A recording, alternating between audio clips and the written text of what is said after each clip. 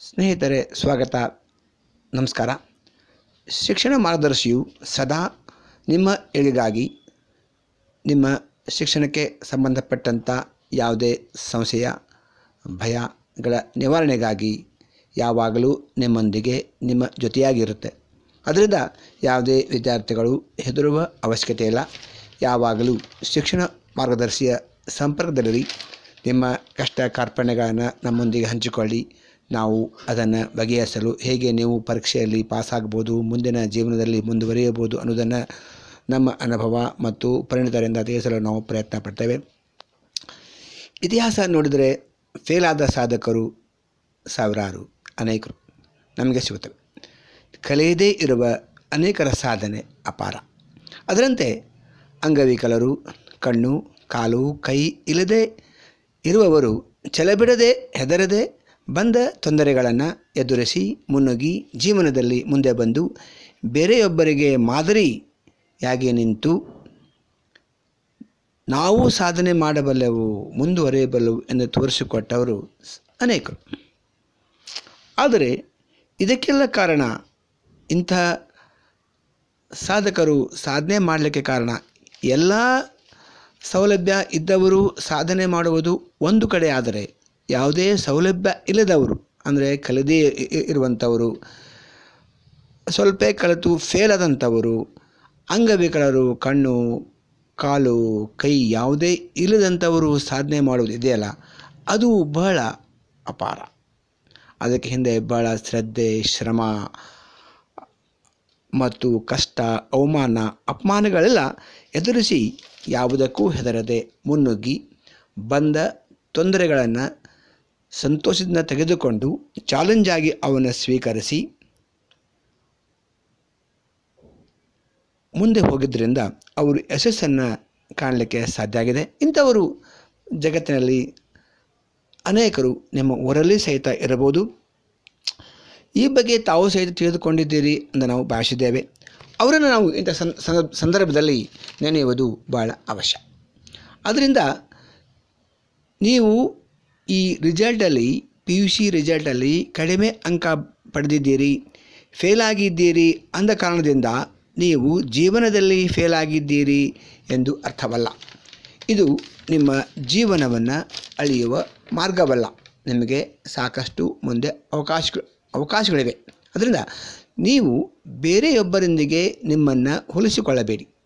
ನಿಜ, ತಂದೆ ತಾಯಿ ಪಾಲಕರು ನಿಮ್ಮ ಮೇಲೆ ನಂಬಿಕೆ ಇಟ್ಟವರು ನಿಮ್ಮನ್ನು ಒಂದೆರಡು ಏಟು ಹೊಡೆಯಬಹುದು, ಒಂದೆರಡು ಮಾತು ಆಡ್ಬೋದು.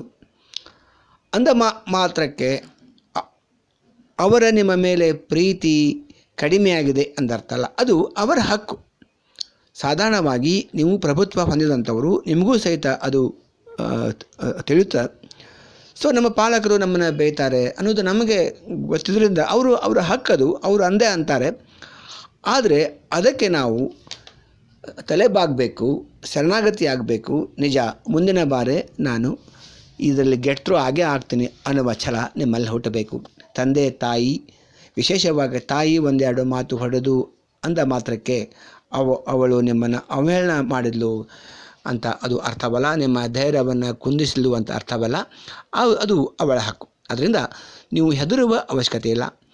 ಅದು ನಿಮಗೆ ಒಬ್ಬರಿಗೆ ಆಗಿಲ್ಲ. ರಾಜ್ಯಾದ್ಯಂತ ಸಾವಿರಾರು ಮಂದಿ, ಲಕ್ಷಾಂತರ ಮಂದಿ ಫೇಲ್ ಆಗಿದ್ದಾರೆ. ಅದು ನಿಮಗೆ ಲಿಸ್ಟು ಸಹಿತ ಇಲ್ಲಿ ಸಿಗುತ್ತೆ, ಪತ್ರಿಕೆಯಲ್ಲಿ ಬರಬಹುದು ಇವತ್ತು ನಾಳೆ. ನೀವು ಒಬ್ಬರೇ ಫೇಲ್ ಆಗಿಲ್ಲ. ಅದರಿಂದ ಅದು ಹೆದರುವ ಅದಕ್ಕೆ ಅವಶ್ಯಕತೆ ಇಲ್ಲ. ನಿಮಗೆ ಜೀವನದಲ್ಲಿ ಸಾಕಷ್ಟು ಅವಕಾಶಗಳಿವೆ. ನಾನು ಫೇಲ್ ಆದೆ ಎಂಬ ಕಾರಣದಿಂದ ಯಾವುದೇ ವಿದ್ಯಾರ್ಥಿ ಮಾನಸಿಕವಾಗಿ ಕುಂದದೆ ಆತ್ಮಹತ್ಯೆ ಅಂತ ಮಾಡಿಕೊಳ್ಳುವ ವಿಚಾರ ಮಾಡಬಾರ್ದು. ಇಂಥ ವಿಚಾರ ಮಾಡುವ ಪ್ರಸಂಗ ಎದುರಾದಾಗ ನಿಮ್ಮ ತಾಯಿಯನ್ನು ನೆನೆಸಿಕೊಳ್ಳಿ. ನಿಮ್ಮ ತಾಯಿಯ ಮುಖ ನೋಡಿ. ಅವಳು ನಿಮಗಾಗಿ ಹಗಲಿರಲು ತನ್ನ ಸಂತೋಷವನ್ನು ತೊರೆದು ನಿಮಗಾಗಿ ದುಡಿದವಳು. ನೀವೇನಾದರೂ ಹೀಗೆ ಮಾಡಿಕೊಂಡ್ರೆ ಅವಳು ಬದುಕಲಿಕ್ಕೆ ಸಾಧ್ಯವೇ ಅನ್ನೋದನ್ನು ಒಮ್ಮೆ ಚಿಂತನೆ ಮಂಥನೆ ಮಾಡಿ. ಅದರಿಂದ ಇದು ನಾವು ಈ ಸೂಕ್ಷ್ಮವಾಗಿ ಹೇಳುವ ಸಂಗತಿ ಏನೆಂದರೆ, ಇದು ನಿಮ್ಮ ಒಬ್ಬರಿಗೆ ಆಗಿಲ್ಲ, ಜೀವನದಲ್ಲಿ ಸಾಕಷ್ಟು ಜನರಿಗೆ ಆಗ್ತಾಯಿದೆ, ಆಗುತ್ತೆ ಕೂಡ. ಅದರಿಂದ ಅದಕ್ಕೆ ಹೆದರುವ ತಾವು ನಮ್ಮ ವಿದ್ಯಾರ್ಥಿಗಳು, ವಿಶೇಷವಾಗಿ ನಮ್ಮ ಶಿಕ್ಷಣ ಮಾರ್ಗದರ್ಶಿ ವಿದ್ಯಾರ್ಥಿಗಳು ಹೆದರುವ ಅವಶ್ಯಕತೆ ಇಲ್ಲ. ಬೇರೆ ಜನ ಏನು ಅಂತಾರೆ ಎಂಬ ಕಲ್ಪನೆಯಿಂದ ಹೊರಬನ್ನಿ. ಯಾವುದೇ ಜನರು ಬೇರೆಯವರು ಏನಂತಾರೆ ಅನ್ನೋದನ್ನು ನಾವು ಮೊದಲಿಗೆ ಬಿಡಬೇಕು. ಯಾಕಂದರೆ ನಮ್ಮ ಜೀವನವನ್ನು ಮುಂದುವರಲಿಕ್ಕೆ ಬೇರೆಯವರು ಕಾರಣ ಆಗೋದಿಲ್ಲ. ನಮಗೆ ನಾವೇ ಸ್ಫೂರ್ತಿ. ಸಾಧನೆ ಮಾಡಿದವರೇ ನಮಗೆ ಸ್ಫೂರ್ತಿ ಆಗ್ತಾರೆ ಇಲ್ಲಿ. ಸೊ ಅದರಿಂದ ಇಲ್ಲಿ ಹೆಚ್ಚಿಗೆ ಹೇಳು ನಾನು ಹೋಗೋದಿಲ್ಲ. ಈ ಸಂದರ್ಭದಲ್ಲಿ ನೀವು ಫೇಲ್ ಆಗಿರ್ಬೋದು ನಿಜ, ಆದರೆ ನಿಮಗೆ ಈ ಸಂದರ್ಭದಲ್ಲಿ ಬೇಜಾರು ಆಗಿದೆ ಅಂದ ಮಾತ್ರಕ್ಕೆ ಅದು ತಕ್ಷಣ ಬೇಜಾರು ಅಷ್ಟೇ. ಅನೇಕ ನಿಮಗೆ ಅವಕಾಶಗಳಿವೆ. ನೀವು ಪಾಸ್ ಆಗ್ಬೋದು. ಮುಂದಿನ ತಿಂಗಳಲ್ಲಿ ಸಹಿತ ಒಂದು ಎಕ್ಸಾಮ್ ಇದೆ. ಅದಕ್ಕೆ ಶಿಕ್ಷಣ ಮಾದರಿ ಸಹಿತ ನಿಮಗೆ ಸಹಾಯ ಮಾಡಲಿದೆ. ಹೇಗೆ ನೀವು ಪಾಸ್ ಆಗ್ಬೋದು ಅಂತ ಆಗಬೇಕು, ಹೇಗೆ ತಯಾರಿ ಮಾಡಬೇಕು, ಹೇಗೆ ಓದಿದ್ರೆ ನೀವು ಪಾಸ್ ಆಗಲಿಕ್ಕೆ ಸಾಧ್ಯ ಆಗುತ್ತೆ ಅನ್ನೋದನ್ನು ಸಹಿತ ಶಿಕ್ಷಣ ಮಾರ್ಗದರ್ಶಿಯು ನಿಮ್ಮೊಂದಿಗೆ ಇರುತ್ತೆ. ಆದ್ದರಿಂದ ನೀವು ಹೆದರುವ ಅವಶ್ಯಕತೆ ಇಲ್ಲ. ಜೀವನದಲ್ಲಿ ಸಾಧನೆ ಮಾಡುವವರಿಗೆ ಸಾಕಷ್ಟು ಅವಕಾಶಗಳಿವೆ. ಸೊ ವಿದ್ಯಾರ್ಥಿಗಳು ನೀವೇ ಸ್ವತಃ ಇನ್ಸ್ಪೈರ್ ಆಗಿ ಧೈರ್ಯ ತೆಗೆದುಕೊಂಡು ನಿಮ್ಮ ತಂದೆ ತಾಯಿ ಪಾಲಕರಿಗೆ ನೀವೇ ಧೈರ್ಯ ಹೇಳಬೇಕು. ನೀವು ಧೈರ್ಯ ಕಳೆದುಕೊಳ್ಳದೆ. ಸೊ ಪರೀಕ್ಷೆಯಲ್ಲಿ ಫೇಲ್ ಆಗುವುದು ಒಂದು ಅಪರಾಧವಲ್ಲ, ಅದು ಜಯ ಗಳಿಸಲಿಕ್ಕೆ ಮೆಟ್ಟಲು ಅಷ್ಟೇ. ನೀವು ಸಾಕಷ್ಟು ಪ್ರಯತ್ನ ಪಟ್ಟಿರಬಹುದು, ಆದರೆ ಈ ಫಲಿತಾಂಶವೇ ಅದಕ್ಕೆ ಅಂತಿಮವಲ್ಲ. ಇದೊಂದು ಘಟ್ಟ ಅಷ್ಟೇ. ನಿಮ್ಮ ಏಳ್ಗೆಗೆ, ನಿಮ್ಮ ಬೆಳವಣಿಗೆಗೆ ಇದೊಂದು ಘಟ್ಟ, ಇದೊಂದು ಸ್ಟೆಪ್ ಅಂತ ತಾವು ತೆಗೆದುಕೊಳ್ಬೇಕು.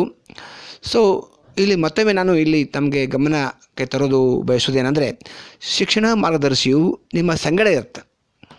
ನೀವೇನು ಫೇಲ್ ಆಗಿದ್ರಿ, ಯಾವುದೇ ಸಬ್ಜೆಕ್ಟು ಫೇಲ್ ಆಗಿದ್ದರೆ ನಮ್ಮೊಂದಿಗೆ ಅದನ್ನು ಇಲ್ಲಿ ಕಮೆಂಟ್ ಮಾಡಿ.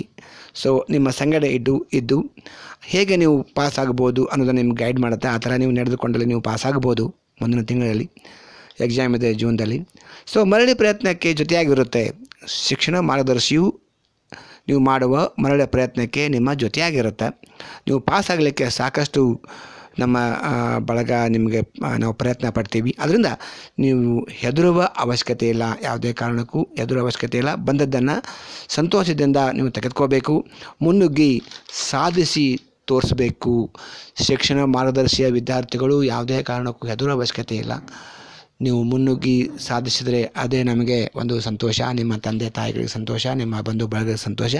ನೀವು ಜೀವನದಲ್ಲಿ ಸಾಧನೆ ಮಾಡಬೇಕಾಗಿದ್ದು ಸಾಕಷ್ಟು ಅವಕಾಶಗಳಿವೆ. ಸೊ ಇದೇ ಅಂತಿಮ ಅವಕಾಶವಲ್ಲ. ಆ ಅವಕಾಶವನ್ನು ತಾವು ಸದುಪಯೋಗಪಡಿಸಿಕೊಂಡು ಮುನ್ನುಗ್ಗಿರಿ. ಹೆದರಬೇಡಿ. ಧೈರ್ಯ ತೆಗೆದುಕೊಂಡು ನೀವು ಸಾಧನೆ ಮಾಡಬೇಕು ಅನ್ನೋದು ನಮ್ಮ ಶಿಕ್ಷಣ ಮಾರ್ಗದರ್ಶಿಯ ಒಂದು ಕಳಕಳಿಯಾಗಿದೆ, ವಿನಂತಿಯಾಗಿದೆ ಕೂಡ. ಸೊ ಹೆಚ್ಚು ಅಂಕಗಳನ್ನು ಮುಂದಿನ ದಿನಗಳಲ್ಲಿ ನೀವು ಪಡೆದು ಆ ಪರೀಕ್ಷೆಯಲ್ಲಿ ಪಾಸಾಗಿ ಅದಕ್ಕೆ ಶಿಕ್ಷಣ ಮಾರ್ಗದರ್ಶಿ ನಿಮಗೆ ಸಹಾಯ ಮಾಡುತ್ತೆ ಅಂತ ಇಲ್ಲಿ ವಿಷಯ ತಿಳಿಸ್ತಾ ಆಲ್ ದಿ ಬೆಸ್ಟ್ ಅಂತ ಹೇಳ್ತಾ ಇದ್ದೀವಿ ಸ್ನೇಹಿತರೆ. ವಂದನೆಗಳು. ಎಕ್ಸಾಮ್ ಒಂದೇ ಕೊನೆ ಅಲ್ಲ, ಇನ್ನು ಜೀವನ ತುಂಬ ಇದೆ. ಸೊ ಮತ್ತೆ ಕಟ್ಟಿ ಸಪ್ಲಿಮೆಂಟ್ರಿಯಲ್ಲಿ ಮತ್ತೆ ಬರಿಬೋದು. ಇದೇ ಕೊನೆ ಅಲ್ಲ, ಇದು ಆರಂಭ. ಯಾರು ಫೇಲ್ ಆಗಿರ್ತಾರೆ ಅವರೇ ಜೀವನದಲ್ಲಿ ಚೆನ್ನಾಗಿರ್ತಾರೆ. ಪಾಸ್ ಆಗಿರೋರು ಎಂಪ್ಲಾಯೀಸ್ ಆಗ್ತಾರೆ, ಫೇಲ್ ಆಗಿರೋರು ಓನರ್ಸ್ ಆಗ್ತಾರೆ ಅಂತ ಕೇಳಿದ್ದೀವಿ. ಸೊ ಇದಕ್ಕೆ ತಪ್ಪು ನಿರ್ಧಾರಗಳು ತಗೊಳ್ಳೋ ಅವಶ್ಯಕತೆ ಇಲ್ಲ. ಸೋಲೆ ಗೆಲುವಿನ ಮೆಟ್ಟಿಲು ಅಂದ್ಕೊಂಡು ನೆಕ್ಸ್ಟ್ ಟೈಮ್ ಬರೆದು ಪಾಸ್ ಆದರೆ. ಮೇಡಮ್ ತಮ್ಮ ಹೆಸರು, ಕಾಲೇಜ್? ನನ್ನ ಹೆಸರು ಮಮತಾ ಅಂತ. ನಾನು ವಿವೇಕಾನಂದ ವುಮೆನ್ಸ್ ಕಾಲೇಜ್.